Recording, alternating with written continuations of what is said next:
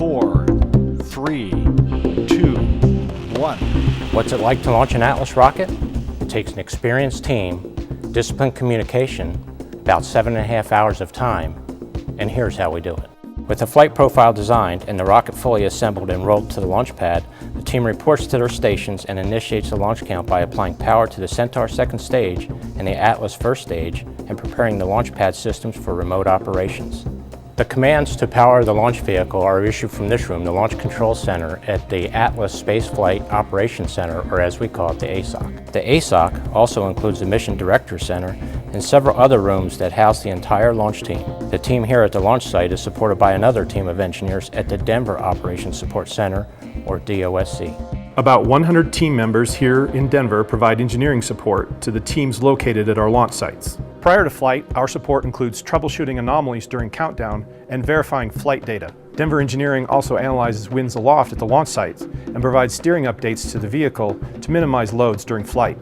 Finally, we have our labs processing the vehicle data while running simulated flight and ground computer systems, ready to reproduce any control anomalies that arise so we can develop and test solutions without disrupting the team at the launch site. Following liftoff, our mission team confirms the vehicle performance, matches predictions, and provides the final orbital parameters to the customer. As we step through a precise sequence of tasks and procedures to remotely configure, verify systems, and launch, each crew member has a specific role to play and the responsibility to report nominal and off-nominal observations. As launch conductor, my role is to lead the team through the launch count procedure, ensuring all engineering disciplines have been coordinated. Communication is a critical and vital part of the launch procedure. Overall coordination of the team occurs on Channel 1, or Countdown Net. A key component of any launch countdown is clear and accurate communication with the range. Our partners at the Eastern and Western Range provide command and control, communications, launch vehicle telemetry, radar, and weather, all in an effort to maximize public safety and, of course, maximize our launch opportunities. In my role as a range coordinator, I provide launch vehicle status to the range and, of course, receive status from the range and report any issues to the launch director. During any given launch countdown, the range may report the status as green or go, or they may be red, no go. Reason for a red range include unfavorable weather and public safety or technical issues.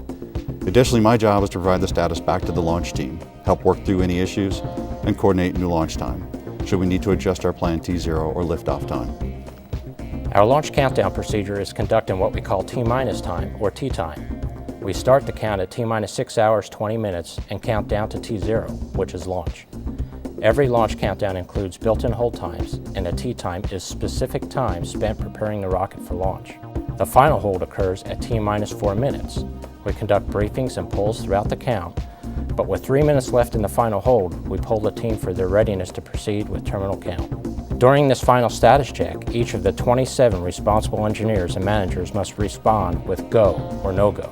The readiness poll includes hydraulics, pad water deluge system, electrical systems, pneumatics, propulsion systems, flight control and propellants. Go. Centaur systems, propulsion. Go. Pneumatics. Go. The mission director and launch director provide the final approvals to proceed to launch. Range coordinator. Clear to proceed. Launch director. LD is go. You have permission to launch. Proceeding with the count. With the approval to proceed, the final hold is released and the clock starts counting down the final 4 minutes. 3:55. During this time, automated processes reconfigure the vehicle for launch. Securing LO2 topping. Atlas tanks to flight pressure. FPS internal. Securing Centaur LH2. A final status check is reported at T- 25 seconds. 25. Status check. Go Atlas. Go Centaur. Go OA4. Rock. Report range status. Range green. A few seconds before liftoff, the RD-180 main engine performs a health check before releasing the hold-down system, allowing the rocket to lift off the pad on its mission to orbit. 5, 4, 3, 2, 1. We have ignition. Really? Grounds are good.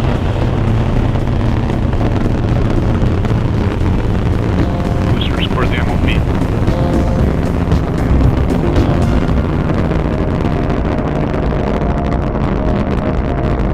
And that's what it's like to launch an Atlas V rocket. And we have spacecraft separation. SS Deke Slayton II, welcome to space.